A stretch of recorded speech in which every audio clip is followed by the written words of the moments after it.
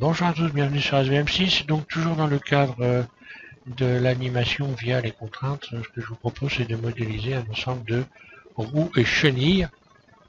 Donc moi j'ai mis un tank au-dessus, mais après on met ce qu'on veut, hein. En fait ce qui va être important là ça, avec ces tutos c'est toujours, donc je répète, dans le cadre des contraintes, donc on va modéliser des chenilles, après vous y mettez ce que vous voulez, des engins de chantier, un peu importe, l'essentiel c'est de déjà comprendre comment on peut modéliser et animer des chenilles en utilisant les contraintes encore une fois de plus. Donc on va commencer, je vais vous décrire le truc, on commence par modéliser un maillon. Ce maillon, on va utiliser le mode tableau pour le multiplier, puis on va le projeter sur une courbe de Bézier que l'on va créer pour avoir donc cette forme de chenille, et puis ensuite on va animer ça et créer des roues, rajouter des roues. Voilà. Donc je pense que je vais faire ça sur 2 ou 3 tutos. Donc je vais vous faire voir déjà le maillon, ce que ça donne. Voilà donc un maillon, à quoi ça ressemble. Ce ne sera pas tout à fait celui-là, mais presque. Ensuite, on va avoir aussi l'assemblage de plusieurs maillons. Voilà, donc on assemblera les maillons autour d'un cercle de Bézier, puis on fera une première petite animation. Donc voilà le truc, il faut qu'un maillon puisse s'arrêter, enfin un ensemble, une chenille s'arrête pour pouvoir tourner, enfin voilà. Donc on va simuler tout ça. Donc je repars sur une autre fenêtre et c'est parti pour la modélisation d'un maillon de chenille déjà pour commencer.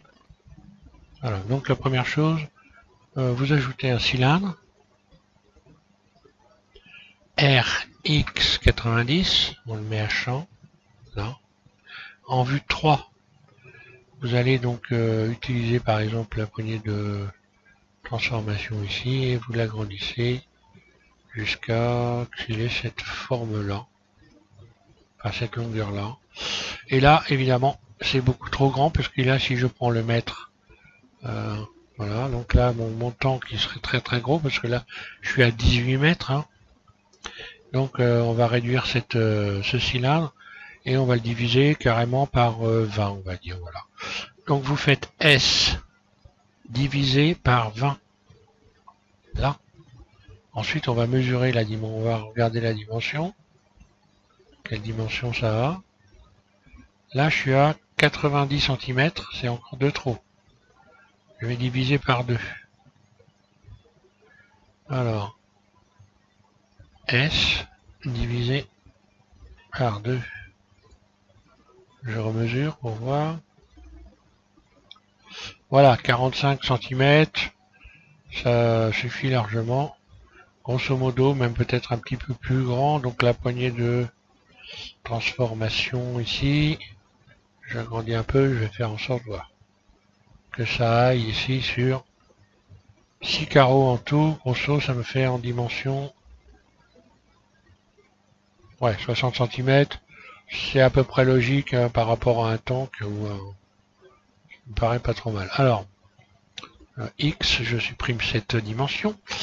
Je reviens donc ici sur les poignées de transformation. Et là, je vais utiliser donc un mode miroir hein, pour pouvoir modéliser le maillon. Donc, je me mets en mode Edit, Tab. Je rajoute un rayon en plein milieu ici. Puis, je vais faire V pour découper le machin, découper le... Je me mets en vue de dessus et je vais supprimer par exemple cette partie-là. Donc, je me suis mis en vue de dessus. CTRL L. Et je supprime X vertice là. Maintenant, je vais aller chercher un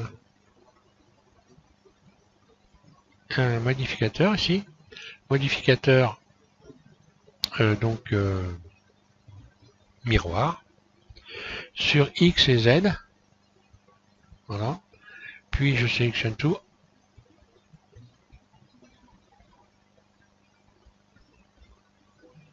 Je vais attraper donc la poignée déplacement et venir écarter les éléments comme ceci. Voilà. Alors je les ai écartés voilà de deux cases, ça me paraît pas trop mal ça, ou plutôt de l'autre côté quand même, voilà. Là. Alors, ensuite, ici je rajoute un rayon. Je laisse dépasser un bord, j'en rajoute un autre ici. Là, je vais sortir du mode perspective, ça peut porter à confusion. Alors ensuite, je vais mettre les points aussi, qu'on puisse bien voir comme il faut. Les centres, voilà. Comme ça, on voit les points. Alors, maintenant, je vais utiliser cet outil-là. Là. J'appuie en continu à gauche et ça ouvre cette liste et je vais aller sur extruder sur normal. Là. Ensuite, j'appuie en continu à gauche et hop, j'ouvre ici, je crée je crée ça, voilà. Et là, ben, ça va être très simple, en vue 1, mode vertice. Soit ici, soit vous cliquez sur le 1 de votre pavé, enfin des chiffres qui sont au-dessus des lettres. Hein. Voilà, donc maintenant je vais sélectionner les faces en mode transparent ici, C, on va dire, allez, je sélectionne les vertices de manière à ce que ça ressemble à un maillon de chaîne de vélo. Grosso, c'est ça, voilà. Donc voilà, donc là, grosso, si je me base ici sur le centre, là, 1, 2, 3, 4, 6, et donc de l'autre côté, 1, 2, 3, 4, 5, 6, je pareil. C'est bon. Là, je vais aller donc retourner ici dans miroir, cliquer sur troncature. Voilà. Et je n'ai plus qu'à faire extrude. D'ailleurs, je vais rester en mode transparent pour vous bien. Bon. Extrude, et je vais venir coller au centre. Voilà. Ce qui me fait, ça donne ça. Si je me mets en mode transparent, on va voir qu'il y a des faces internes ici. Si je me mets en mode face, on voit bien qu'il y a des faces internes. Donc il faut les supprimer, on les voit de l'autre côté aussi. Hein. Donc X face, je supprime les faces, delete face, voilà. Et je reviens là.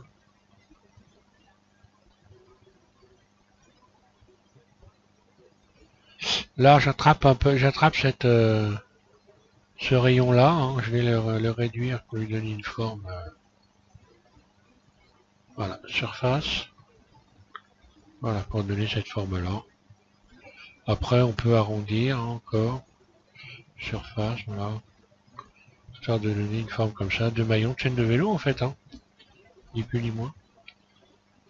Alors ensuite je me mets donc en vue, allez, en vue dessus par exemple. Donc toujours avec mon curseur bien au centre, je vais rajouter un cube. Cette fois-ci on va modéliser l'autre partie, un cube, voilà. Évidemment qui est beaucoup trop gros, je réduis sa surface. Surface, là. Je vais me mettre en vue 3. Et également diminuer sa surface pour que sa surface, son épaisseur corresponde ici au cylindre. Donc si je fais S, Z, je vais bien faire correspondre, voilà. Grosso, ça me donne ça. Vue de dessus, maintenant je vais faire S, Y, pour faire correspondre avec la largeur. S, Y.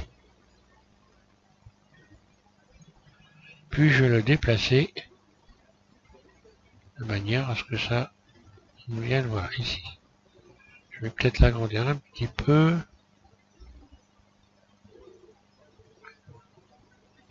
Via un poignet de transformation, voilà, par exemple, comme ça. Ça me paraît pas trop mal. Voilà, donc maintenant, j'emmène mon cube en mode edit. Je sélectionne cette face du dessus, là. Mode face, ici. Là. Et je vais la subdiviser. Bon, moi, je m'aperçois que ça, c'est peut-être un petit peu large. Je vais réduire un peu cette largeur-là. Donc, je retourne en mode edit. Hein. Je sélectionne tout A.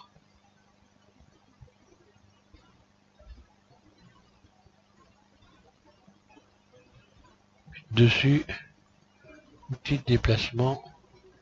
Je viens resserrer un peu. Ça me paraît un peu, voilà.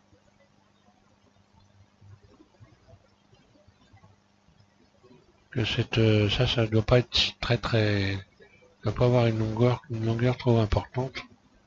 Là, on positionne comme ça. Alors, je disais, je reviens sur mon cube. Je vais le subdiviser. Donc, moi, je clique sur le Q, hein, puisque moi, j'ai mis un menu favori. Donc le menu favori, subdivisé. Autrement, vous vous trouvez subdivisé dans la liste mèche, dans mèche en bas là. Voilà, donc là je vais subdiviser par 4. Là. Là, donc autrement on trouve ça ici. Hein. Dans face. Et non pas dans face, dans mèche, pardon, dans mèche, et puis oui, mèche et divisé. Ça doit être ça, il me semble. C'est divisé ou face subdivisé. Voilà, c'est face subdivisé. Voilà, donc moi je l'ai rajouté dans les menus favoris. Hein. Alors ensuite je sélectionne ici ça. Ces faces-là, donc là on fait des crampons en fait. Là on va faire des crampons. Je fais des faces internes I. Comme ceci. Je vais les réduire un petit peu via, donc là je fais surface Y. Donc en mode individuel. S, Y. Je réduis légèrement. Puis donc en mode barycentre, extrude. Par exemple. D'ailleurs j'aurais pu rester en mode individuel. Ouais. Allez, je vais faire ça. Je vais rester en mode individuel, voilà. Puis extrude. Et là, je vais faire SX. Voilà, venir faire des crampons comme ça. Donner un peu des formes, ça donne après un aspect plus sympathique quand on utilise les ombres. Ensuite, le dessous ici, pareil. Donc là, je vais faire le guide roue en fait. Donc le guide roue, je vais faire CTRL Z, je rajoute, pas CTRL Z, CTRL R, je rajoute des rayons. Là, je vais rajouter 8 rayons. Voilà.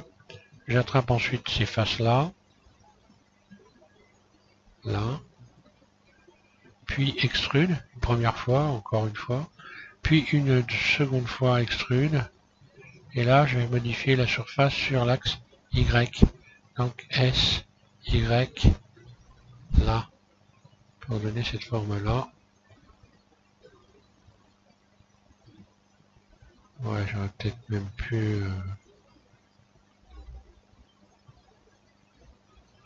redescendre ça un peu comme ça, voilà.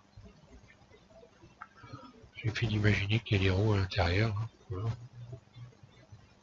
Voilà, donc j'ai mes deux pièces. Donc moi ce que je veux c'est que l'axe de rotation de mon ensemble ici reste cet axe-là. Donc je sélectionne d'abord le cube, puis Shift en continu, puis un clic droit, je sélectionne donc les cylindres ici, et je vais faire CTRL J.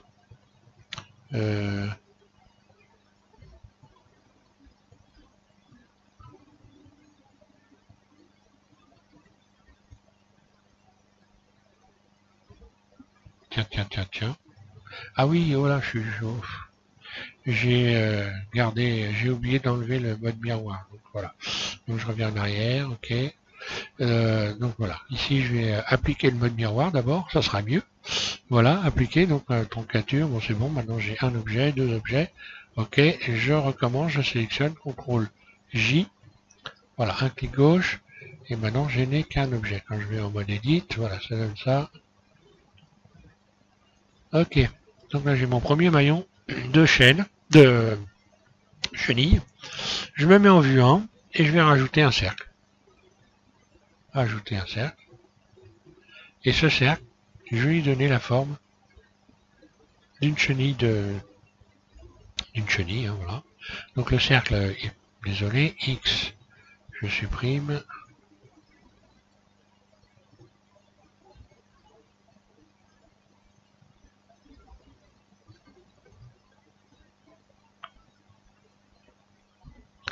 Donc oui, j'ai rajouté un cercle avec le curseur au centre, bien sûr, RX90, là.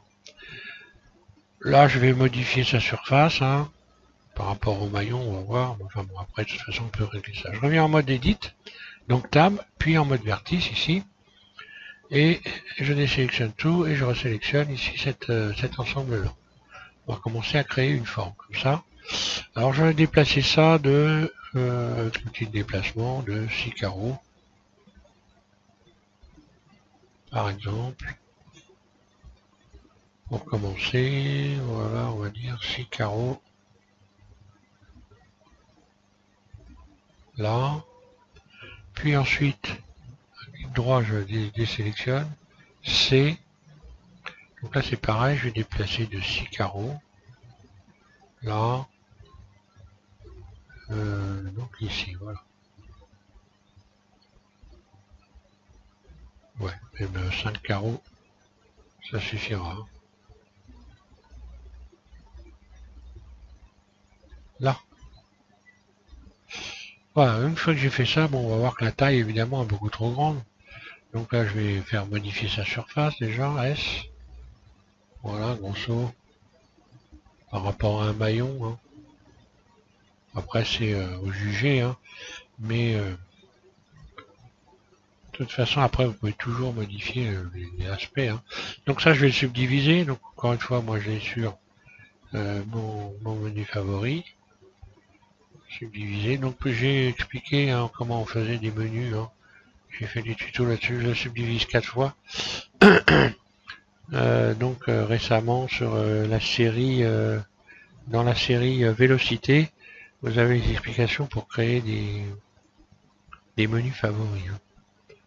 Alors ensuite, j'emmène donc je reviens ici, je me remets en mode edit, pardon, mode vertice, et là je vais sélectionner les bouts en mode individuel, origine individuelle, surface, je réduis la surface, donc pas trop, un petit peu, pour créer cette forme. Et j'ai maintenant le petit déplacement, je viens redresser ici. Et voilà ce que j'obtiens. Donc après là on peut éventuellement utiliser pour avoir une pente un peu plus grande l'outil voilà, de transformation avec en se mettant évidemment en mode barycentre. Voilà, je peux régler cette pente. À grosso, voilà, là je suis pas trop mal, je vais garder ça. Et voilà, donc maintenant je vais transformer ce cercle-là en courbe de Bézier. Donc pour le transformer en courbe de Bézier, vous allez dans Objet, Convertir en et Courbe. Donc moi encore une fois, je l'ai dans mes favoris, donc je clique sur le Q, et puis donc courbe. Voilà. Maintenant, quand je retourne en mode Edit, j'ai bien une courbe de Bézier. Je n'ai plus qu'à projeter en mode objet le maillon sur la courbe. Donc pour faire ça, vous sélectionnez votre maillon, vous allez sélectionner d'abord un tableau pour commencer. Donc le tableau va nous permettre de multiplier le nombre de maillons. Donc là voilà, je vais faire en sorte que tout ça rentre l'un dans l'autre en modifiant décalage ici jusqu'à temps que voilà, jusqu'à temps que ça pénètre comme ça à l'intérieur, grosso modo. Il y a un écart qui est à peu près identique. Et puis après, je peux multiplier le nombre de maillons que je veux ici dans le nombre. Là. Alors avant de multiplier, évidemment, je vais projeter l'ensemble sur le cercle de Bézier. Et pour faire ça, je vais donc rajouter un modificateur, courbe. Vous voulez ce petit courbe là, voilà. Un clic gauche, modificateur courbe. Et ici, je sélectionne dans cette fenêtre cercle. Et voilà ce qui se passe. C'est venu se positionner sur le... Alors, si vous avez une déformation ici, c'est que vous n'avez pas gardé une forme de cercle ici. Ici, on doit bien avoir un demi-cercle. Autrement, ici, vous aurez des déformations. Alors, ensuite, je vais donc multiplier le nombre ici de maillons jusqu'à temps que j'arrive de l'autre côté. Donc, je clique en continu, là. Je clique jusqu'à temps que j'arrive au bout. Et pour le dernier maillon, je vais donc regarder que ça se passe bien pour que la jonction soit correcte. Je rajoute donc un dernier maillon. Et là, on voit que la jonction est pas bonne. Il faut le même écart ici. Donc j'attrape, je sélectionne mon cylindre, pas mon cercle, pardon, et je vais faire surface. J'appuie sur Shift en continu et je réduis la surface, voilà, pour venir à avoir le même écart entre ces deux éléments là que les autres. Donc je vais me remettre en vue comme ça pour bien voir. Donc là je peux recommencer, surface. Voilà. Ok. Donc maintenant à partir de là, quand vous allez sélectionner votre chenille que vous attrapez avec un manipulateur ici de déplacement, et bien voilà. Si je déplace, la chenille tourne. Donc forcément, on va créer une animation via ici ce tableau-là. On créera l'animation à partir de là.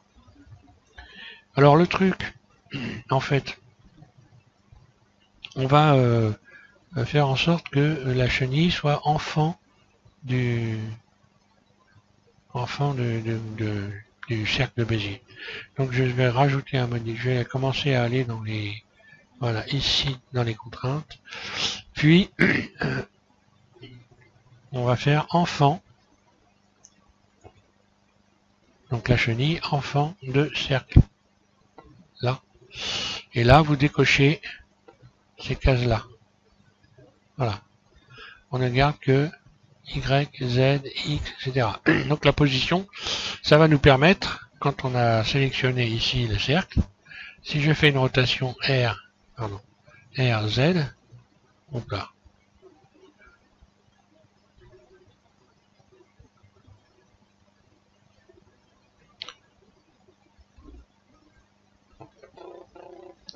Oui, je n'ai pas sélectionné le cercle. Voilà. Donc elle peut tourner sur l'axe Z et elle peut également se déplacer et tourner. Je recommence et tourner autour du cercle de Bézier. Je reviens, donc je sélectionne ça, CTRL Z, je reviens en arrière, voilà. Alors, évidemment, on va pouvoir utiliser le tableau pour faire en sorte de l'animer. Mais pour commencer, vous dupliquez la chenille, donc Shift D, vous la déplacez, et on va lui attribuer également une contrainte enfant, mais enfant de cette chenille-là, cette chenille qui s'appelle, vous l'avez ici, cylindre. Donc celle-là, je la sélectionne. Et au lieu de cercle, ici, je vais remplacer cercle par cylindre. Là. Et là, mes chenilles tournent, mes éléments de chenilles tournent en même temps.